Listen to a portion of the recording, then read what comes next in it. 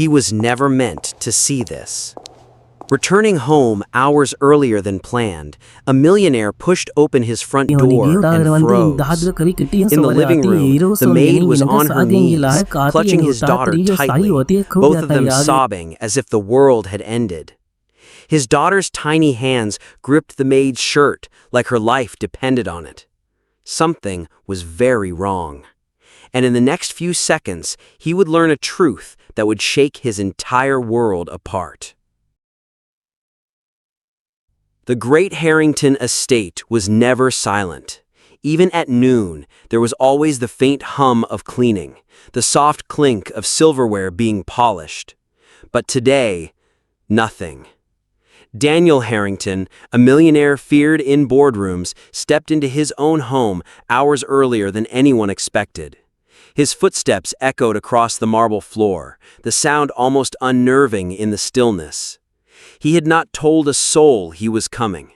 No driver, no warning. Halfway down the hallway, he heard it. A muffled sob. Small. Fragile. His daughter's voice. Daniel froze. Sophie never cried like that unless something was very wrong. He followed the sound, heart tightening, until he reached the doorway to the sitting room. And there he stopped cold.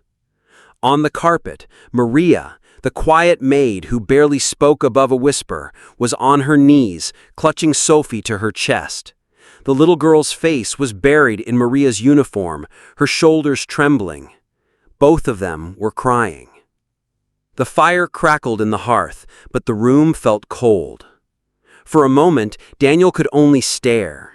His daughter's small fingers were knotted in Maria's shirt like she was holding on for dear life.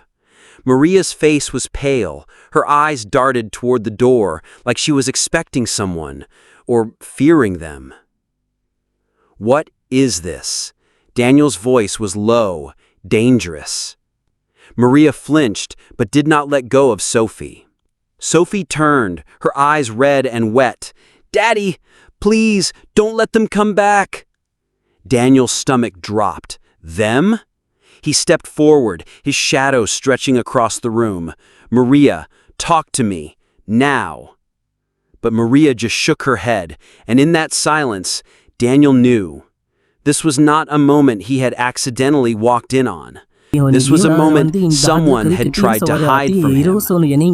Daniel's pulse pounded in his ears. He stepped further into the room, his eyes locked on Maria. "I am not going to ask again," he said, his voice tight. "What happened here?" Maria's lips trembled. She glanced at Sophie, then at the door again. "Sir, I cannot." "You cannot, or you will not." Daniel's tone sharpened. Sophie clung tighter to her. "Daddy, please don't let them come back." Daniel crouched down, his gaze softening toward his daughter, but still filled with urgency. "Sophie, who? Who is coming back?" Her lower lip quivered. She opened her mouth to speak, but Maria pulled her closer, as if shielding her from the very answer. "Enough!" Daniel's voice cracked like a whip. "You work in my house, with my child, and you will tell me what is going on here right now." Maria's eyes filled with tears. "If I speak, it will put her in more danger, and it will put you in danger too." Daniel stared at her, his mind racing. He was not a man easily threatened. In business, he crushed rivals without blinking. But this was his daughter. This was different. "You think I am afraid of danger? You should be more afraid of what I will do if you keep hiding this from me." Maria looked at him for a long moment. Then she whispered, so softly he almost missed it. "It is not safe here, not even for you. They were watching the house." A chill ran through Daniel. "Who?" Maria hesitated, her hand absently stroking Sophie's hair. "The same people who came yesterday when you were gone. The same people who told her—" Maria's voice broke. "Told her what?" Daniel demanded.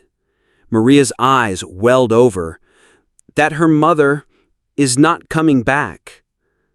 Daniel's breath caught. His ex-wife had been missing for months. He had never told Sophie the truth, not yet. And now strangers had come into his home to tell her. Daniel's jaw tightened. You were telling me strangers walked into my home, past my gates, past my staff, into my home? His voice was low, dangerous. Maria nodded, her grip on Sophie tightening. They were not just strangers. They knew your name. They knew her name. They spoke like they belonged here.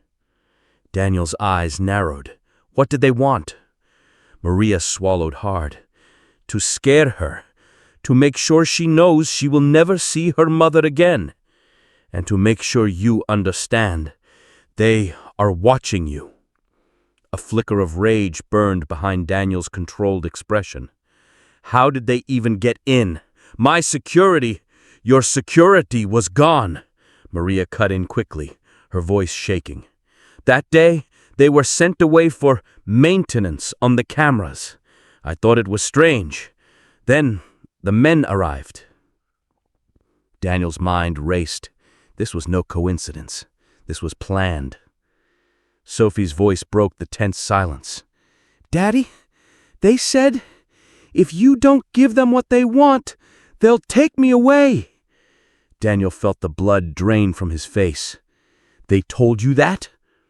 Sophie nodded, burying her face in Maria's uniform. Daniel stood abruptly, pacing the room. His instincts as a businessman told him exactly what this was. Not random, not accidental. A message, a threat. And threats like these never went away quietly. He turned back to Maria. Why didn't you call me? Why didn't you call the police? Maria's eyes darted to Sophie again. Because they showed me something. Proof they could hurt her. Proof they could hurt you. And they said if I made one call, one wrong move, they would come back the same night. He froze. What proof? Maria hesitated, her lips trembling. Your wife. The words landed like a punch. What about her? Daniel asked slowly, every word coated in dread. They showed me a photograph. She's alive, but not free.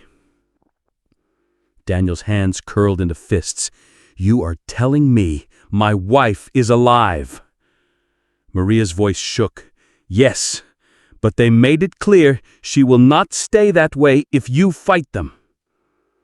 Sophie peeked out from Maria's shoulder, her little voice trembling. Daddy, I miss Mommy. Please bring her back. Daniel swallowed hard, forcing back the wave of emotions threatening to break him. He crouched beside Sophie, taking her small hand. I promise you, I will bring her home. Maria leaned closer, her voice barely above a whisper. They want something from you, something important. I do not know what, but they kept saying he will give it to us or lose everything. Daniel's mind was already working, his years of ruthless business instincts kicking in. Whoever these people were, they were not just criminals. They were organized, calculated, and willing to hurt children to get what they wanted. But they had made one fatal mistake. They had touched his family. Daniel rose to his full height, his tone like cold steel. I want every detail, every face you saw, every word they said. Maria nodded quickly. I remember all of it. He turned to Sophie, gently brushing her hair back. From now on, you are never alone in this house, not for 1 second. And Maria, you do not leave her side. Maria nodded again, her eyes full of fear and loyalty. Daniel walked to the window, looking out over the perfectly trimmed estate lawns. Somewhere out there, those men thought they had control. They thought fear would keep him silent. They were wrong. Under his breath, he made a vow only he could hear. You came into my home. You threatened my child. Now I will come for you. And as the golden afternoon light spilled into the room, Daniel knew his life had just changed. The next move was his, and it would shake the people who dared touch his family to their core.